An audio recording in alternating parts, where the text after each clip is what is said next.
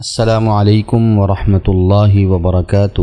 الحمدللہ والصلاة والسلام علی رسول اللہ، اما بعد۔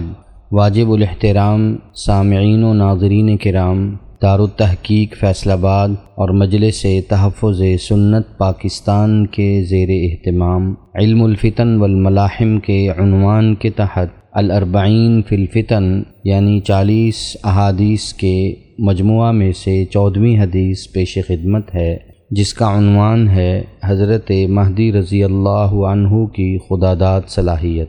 عن علی رضی اللہ عنہ قال قال رسول اللہ صلی اللہ علیہ وسلم المہدی منا اہل البیت یصلحہ اللہ فی لیلہ۔ حضرت علی رضی اللہ تعالیٰ عنہ سے روایت ہے کہ نبی کریم صلی اللہ علیہ وسلم نے ارشاد فرمایا، مہدی ہم اہل بیت میں سے ہوں گے، اللہ تعالیٰ ایک رات میں ہی ان میں خلافت و مہدویت کی صلاحیت پیدا فرما دے گا۔